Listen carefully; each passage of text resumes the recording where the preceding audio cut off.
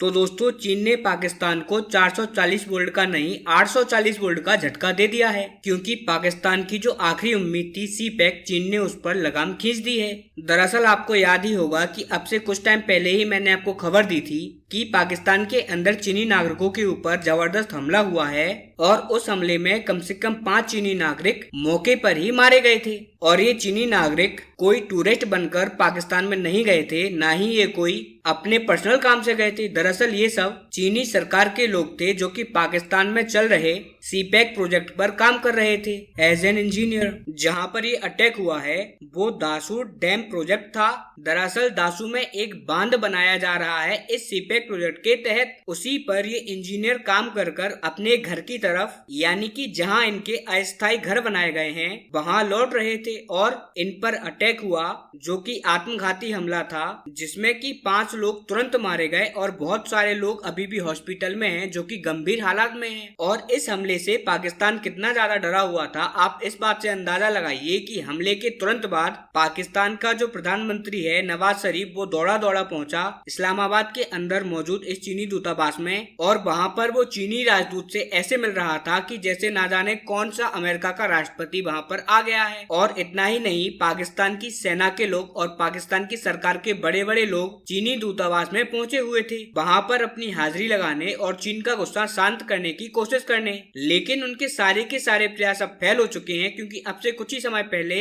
एक न्यूज निकलकर सामने आ रही है कि चीन ने सी पैक प्रोजेक्ट से जुड़े हुए इस दासू डैम को, इस पर किए जाने वाले सारे काम को अभी के लिए पूरी तरीके से बंद कर दिया है। इसके अलावा इसके ऊपर और ज्यादा पैसा लगाने से भी इनकार कर दिया है। यानी कि फिलहाल के लिए दासू डैम प्रोजेक्ट, जिसके लिए कहा जा रहा था कि ये पाकिस्तान में वापस से खुशहाली लेकर आएगा, लोगों को बहुत ज्यादा सस्ती बिजली देगा, लाखों लोगों को रोजगार देगा और पूरी पाकिस्तान की अर्थव्यवस्था की काया पलट कर देगा, ये पूरी तरीके से ठप कर दिया गया है चीन के द्वारा।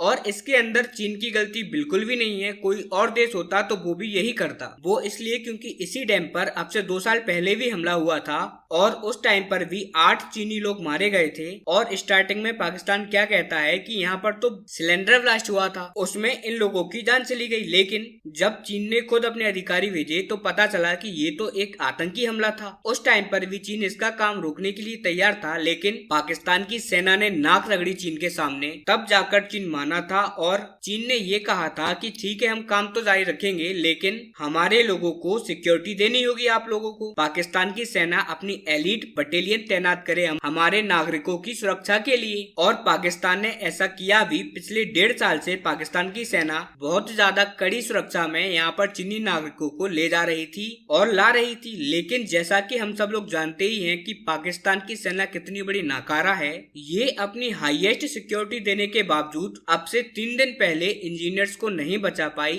और इनकी सिक्योरिटी में सेंध लगाते हुए आतंकियों ने 5 लोगों को मार गिराया। इसीलिए गुस्से में आकर अब चीन ने अंतिम निर्णय ले लिया है। इन्होंने फिलहाल के लिए इस हाइड्रो पावर प्रोजेक्ट का काम पूरी तरीके से ठप कर दिया है। इसके अलावा इसके लिए और पैसे देने से भी साफ साफ इनकार कर दिया है। इसके अलावा चीन के इस डिसीजन से सी पैक प्रोजेक्ट भी पूरी तरीके से ठप होने के कगार पर आ गया है, क्योंकि सी पैक प्रोजेक्ट में जितने भी छोटे बड़े काम चल रहे थे उनमें सबसे बड़ा प्रोजेक्ट यही था दासू डैम का। सबसे तेजी से काम यहीं पर चल रहा था और सारे के सारे रिसोर्सेस यहीं लगाए जा रहे थे, क्योंकि बाकी के जितनी भी जगहें हैं सी पैक प्रोजेक्ट में वो तो पहले से ही डेड हैं। ग्वादर बंदरगाह पर लगातार हमले हो रहे हैं। इसके अलावा जो सड़कें बनाई जा रही हैं उनमें घोर करप्शन हो रहा है। इसीलिए दासू डैम प्रोजेक्ट सी पैक को जिंदा रखने के लिए पाकिस्तान में उसकी अर्थव्यवस्था को रिवाइव करने का एकमात्र आखिरी ऑप्शन था, लेकिन चीन ने उसे भी नष्ट कर दिया है। इतना ही नहीं, बताया तो ये भी जा रहा है